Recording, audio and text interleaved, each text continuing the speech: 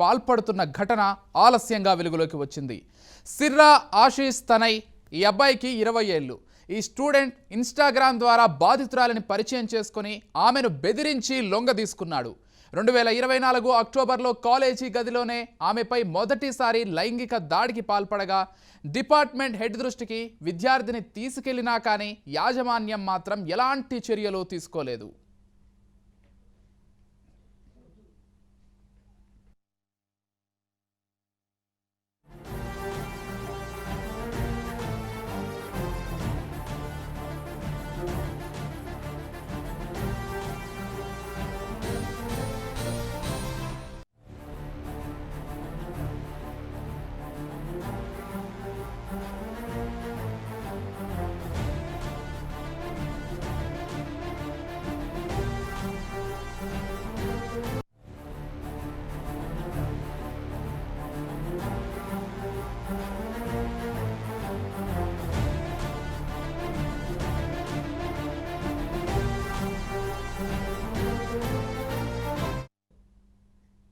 దీంతో మరింత రెచ్చిపోయిన ఆశీష్ తన వద్ద ఉన్న ఫోటోలు వీడియోలు చూపిస్తూ ఏడాదిన్నరగా ఆమెను చిత్రహింసలకు గురిచేస్తూ అత్యాచారానికి పాల్పడ్డాడు.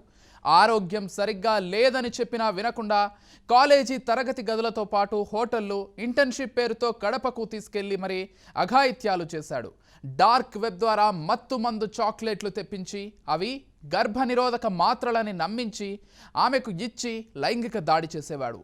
చివరకు నిందితుడి స్నేహితుడు ప్రవీణ్ కూడా ఇటీవల బాధితురాలి ఆధార్ కార్డు, హాల్ టికెట్లు తీసుకొని అఘాయిత్యానికి యత్నించడం, కాలేజీ నుంచి సపోర్ట్ లేకపోవడంతో తట్టుకోలేక బాధితురాలు ఇంట్లో ఆత్మహత్యకు యత్నించింది.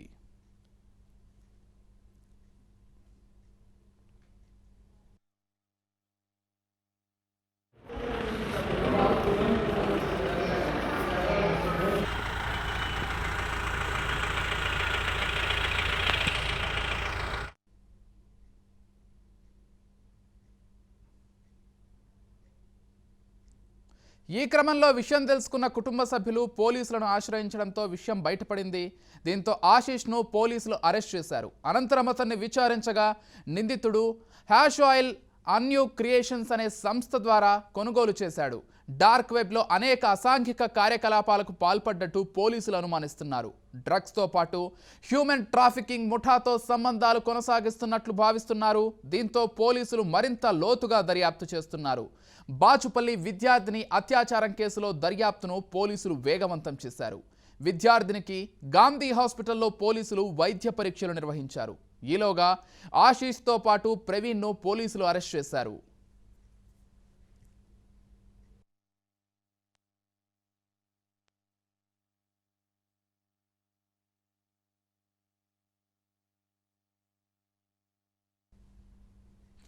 బీటెక్ చదువుతున్న ఒక విద్యార్థిని పైన దాదాపు ఏడాదిన్నరగా అత్యాచారం జరుగుతున్నా కానీ ఆ కాలేజీ యాజమాన్యం ఏమాత్రం పట్టించుకోలేదు. ఈ విషయాన్ని బాధితురాలు కావచ్చు, సంబంధిత అక్కడ ఉన్నటువంటి సిబ్బంది కావచ్చు, యాజమాన్యం దృష్టికి తీసుకెళ్లినా కానీ పట్టించుకోకపోవడంతో చివరికి చేసేదేమీ లేక ఆ విద్యార్థిని ఆత్మహత్యకు ప్రయత్నించింది. అయితే ఈ విషయం మొత్తం కూడా తల్లిదండ్రులకు తెలియడంతో పోలీసులను ఆశ్రయించారు. అయితే విఎన్ఆర్ విజ్ఞాన్ జ్యోతి కాలేజీలో జరిగినటువంటి ఈ అఘాయిత్యానికి సంబంధించి అసలు ఏం జరిగింది, ఆ విద్యార్థిని పైన ఏ విధంగా ఈ మొత్తం కూడా చేశారు, ఈ మొత్తం అంశాలకు సంబంధించి మరింత సమాచారం అందించడానికి మా ప్రతినిధి దుర్గేష్ ఆ కాలేజ్ దగ్గర నుంచి లైవ్ ద్వారా సిద్ధంగా ఉన్నారు. చెప్పండి దుర్గేష్, అసలు ఎలా జరిగిందంటే ఏడాదిన్నర పాటు ఆ బాలిక ఎంత చిత్రవధకు గురైందో మనం అర్థం చేసుకోగలం. అసలు మొత్తంగా ఏం జరిగింది, ఆ విద్యార్థి తల్లిదండ్రులు ఏం చెప్తున్నారు, పోలీసులు ఏం చెప్తున్నారు, పూర్తి అప్డేట్స్ ఏంటి? హైదరాబాద్ నగర శివార్లోని విఎన్ఆర్ విజ్ఞాన్ జ్యోతి ఇన్స్టిట్యూషన్ దగ్గర ఉన్నాం. ఎంత దారుణమైన ఘటన ఆలస్యంగా వెలుగులోకి తీసుకొచ్చారని కూడా చెప్పచ్చు. దాదాపుగా 1.5 ఇయర్ నుంచి కూడా కప్పిపుచ్చుతున్నటువంటి ఈ యొక్క యాజమాన్యం నిర్లక్ష్యం అని చెప్పుకోవాలి. అమ్మాయి పాపం చదువుతున్నటువంటి పరిస్థితిలో చూస్తున్నాం. ఇక్కడే ఇదే కాలేజీలో తోటి విద్యార్థి తనతో పాటు ఆశీష్ అని ఎవరైతే ఉన్నారో మెకానికల్ ఇంజనీర్ అమ్మాయి మాత్రం చదువుతున్నది, ఇదే కాలేజీలో చదువుతుంది.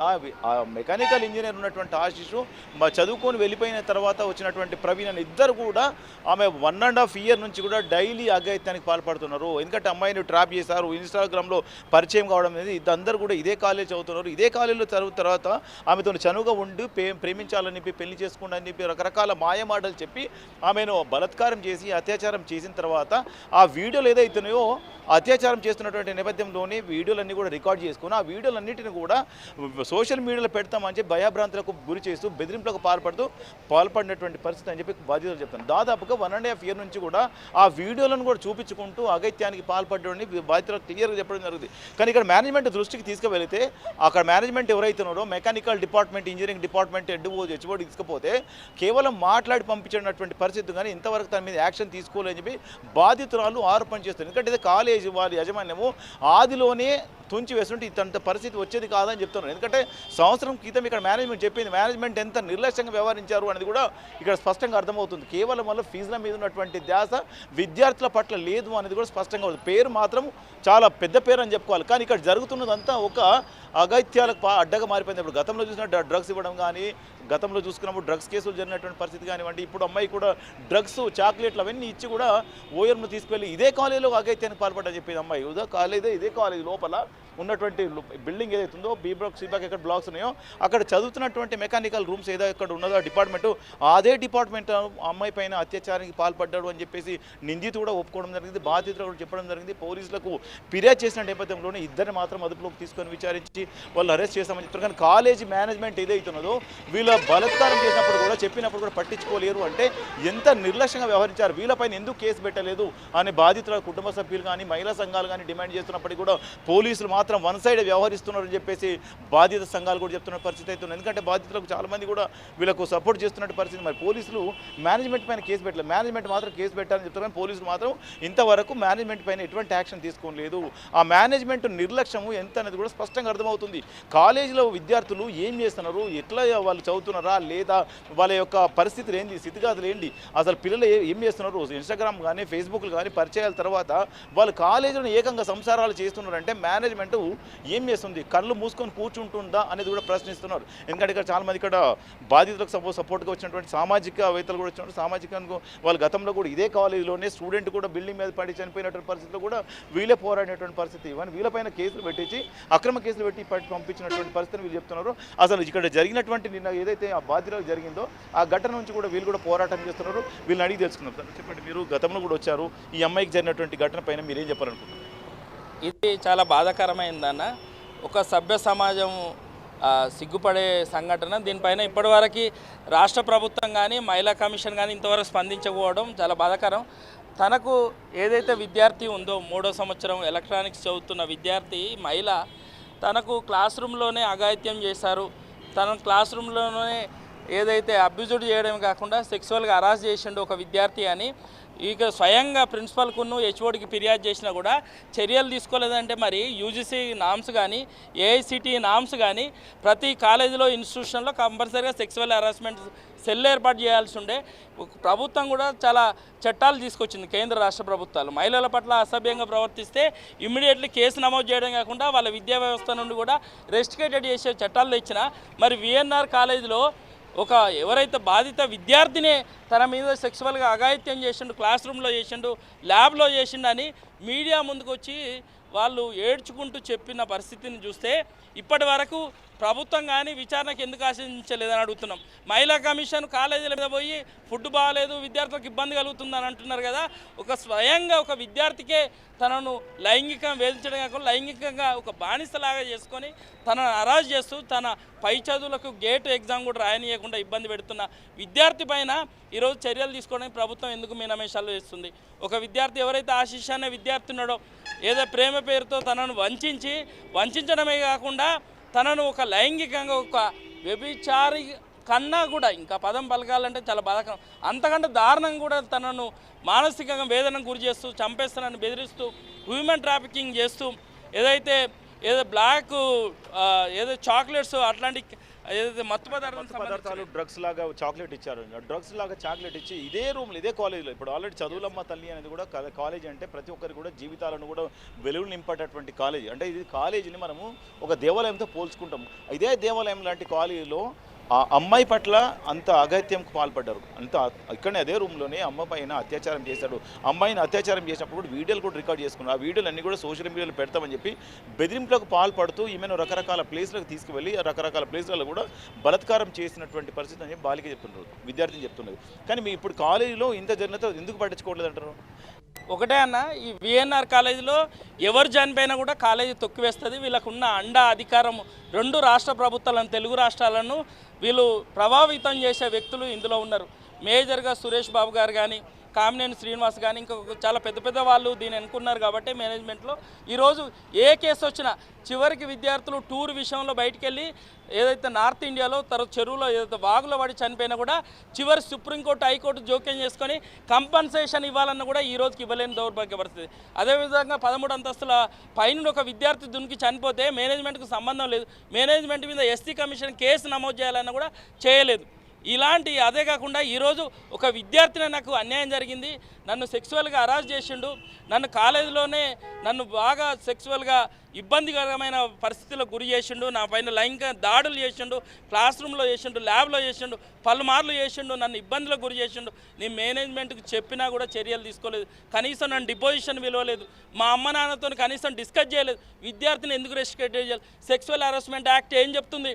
ఒక విద్యార్థిని లైంగికంగా 13 సెకండ్లు చూసినా కూడా అతని విద్యార్థిని సస్పెండ్ చేసే చట్టాలు ఉన్నప్పుడు ఈ యూజ్లో మరి విఎన్ఆర్ కాలేజీ ఈరోజు చట్టం చుట్టమైంది. కాబట్టి ఈరోజు అమ్మాయి ఫిర్యాదు 1 ఇయర్ బ్యాక్ చేసినా కూడా చర్యలు తీసుకోలేదు. కాబట్టి ఆ దుర్మార్గుడు రెచ్చిపోయి ఆ అమ్మాయిని రాష్ట్రం మొత్తం తిప్పుతూ లైంగికంగా దాడులు చేసిండు. మరి అంతే కదా, మేనేజ్మెంట్ పట్టించుకోకుండా ఎవరైతే బడా బాబుల పిల్లలకి ఈరోజు అతనికి ఎంత లైంగికంగా వేధించిన అమ్మాయిని చర్యలు తీసుకోలేదు. కాబట్టి అతను దూకుడు పెంచాడు. మరి మేనేజ్మెంట్ మీద ఈరోజు కూడా ఎందుకు కేసు నమోదు కాలే? అమ్మాయి కేసు ఎందుకు ఎఫ్ఐఆర్ ఏదైతే ఆన్లైన్లో ఎందుకు పెట్టలే పోలీసు అధికారులు? నిజమే, ఒకటే విషయం, అమ్మాయి తల్లి ఏదైతే ఊర్లో ఉంటారు కాబట్టి ఇక్కడ పాపని ఇక్కడ పంపించారు. మరి ఉన్న వాళ్ళకు ఒక న్యాయం, లేని వాళ్ళకు ఒక న్యాయమా?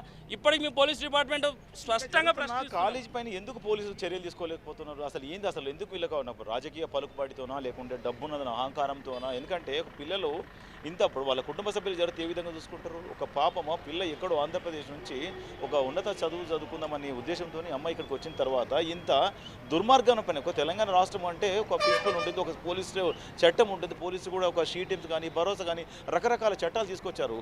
అంత ఉన్నా కూడా ఇంత దేవాలయం ఒక కాలేజీలోనే అత్యాచారం జరగడము, ఇక్కడ అమ్మాయి పట్ల జరిగినటువంటి వీడియోలు కానివ్వండి, ఇంత రకరకాలు చేసినప్పుడు ఎందుకు మేనేజ్మెంట్ చర్యలు తీసుకోలేకపోతుంది? ఒక ఇన్స్టిట్యూషన్లో నాకు లైంగిక దాడి జరిగిందని ఒక విద్యార్థిని ఫిర్యాదు చేసినప్పుడు విచారణ జరిపి చర్యలు తీసుకొని రిపోర్ట్ బయట పెట్టాలి. దానికి ఒక కమిటీ ఉంది కదా, ఇక్కడ ఇది డ్రీమ్డ్ యూనివర్సిటీ కదా, పేరు పెద్ద ఊరికి దుబ్బలాగా. మరి ఆ రిపోర్ట్ ఏదని అడుగుతున్నాం. అమ్మాయి ఫిర్యాదు చేసినప్పుడు చర్యలు తీసుకున్న రిపోర్ట్ను బయట పెట్టామని కాలేజ్ యజమాని చెప్తున్నాం. ఇంత జరిగినా కూడా ఈరోజు కూడా మేనేజ్మెంట్ బాధ్యత. ఎందుకంటే విద్యార్థి వచ్చి పోయేదాకా కూడా క్లాస్ రూమ్లో ఎలాంటి అసాంఘిక కార్యక్రమాలు కానీ ఇలీగల్ యాక్టివిటీస్ కానీ జరగద్దు. ఒక మహిళకు లైంగిక దాడి జరిగిందని చెప్పినా కూడా మరి మేనేజ్మెంట్ పలుసార్లు జరిగితే ఏం చేస్తుంది? మేనేజ్మెంట్ ఎవరికి మూట కడుతుంది? ఎవరికి వత్తాసు పలుకుతుంది? ఈ కాలేజీకి వత్తాసు పలికిళ్ళు కాబట్టి ఆ విద్యార్థులు ఇద్దరికి ఆ అమ్మాయి పైన లైంగిక దాడి చేసిళ్ళు. అదేవిధంగా ఈరోజు బయటకు వచ్చి ఆ అమ్మాయి తల్లి వెళ్ళి కేసు పెట్టినాక ఇప్పటికి కూడా ఈ కాలేజ్ మేనేజ్మెంట్ పైన ఎందుకు కేసు నమోదు చేయాలి అంటే బడా బాబులు గతంలో బీఆర్ఎస్ ప్రభుత్వం అండదండగా నిలబడేది విఎన్ఆర్ కాలేజ్.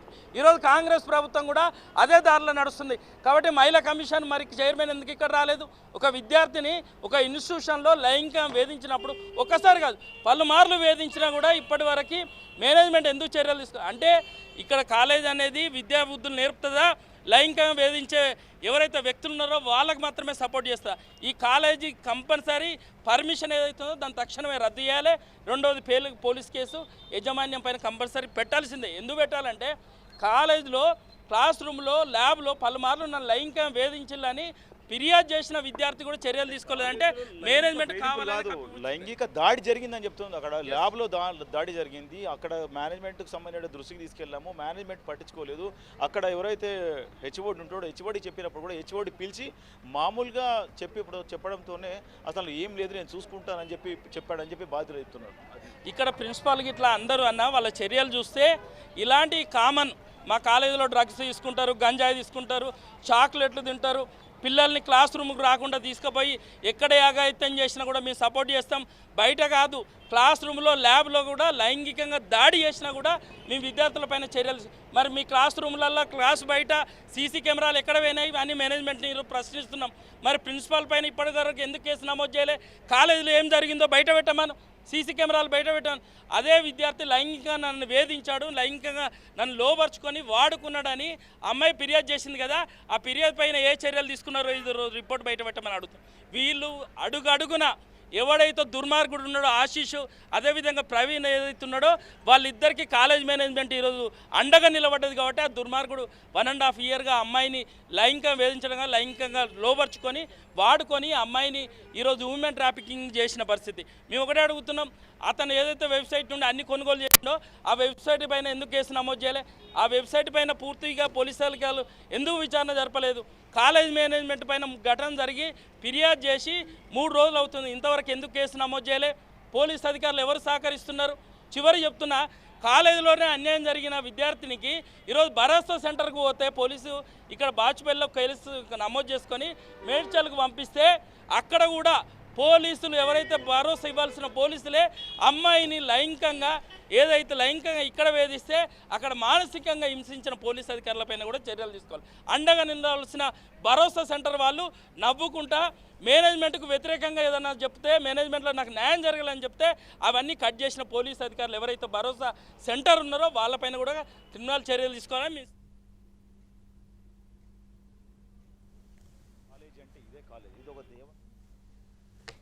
విద్యాబుద్ధులు నేర్పేటటువంటి కాలేజీలోనే ఇటువంటి అఘాయిత్యాలకు పాల్పడుతున్నట్టే ఎవరు చెప్పుకోవాలి, ఏం చేయాలి? ఇదే కాలేజ్ రూమ్లోనే అతను అమ్మాయి పట్ల లైంగిక దాడి చేశాడు, బెదిరింపులకు పాల్పడ్డాడు, కుటుంబ సభ్యులు అంతం చేస్తున్నాడు, రకరకాల వేధింపులకు గురి చేసినప్పటికీ కూడా తను ఇక్కడే చదువుతాడు.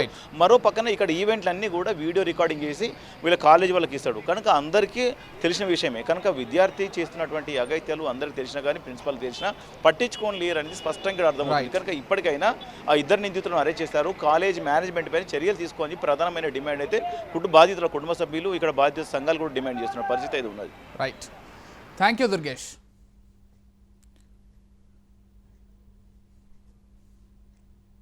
రైట్, చూస్తున్నాం కదా, ఒక కాలేజీ విద్యార్థిని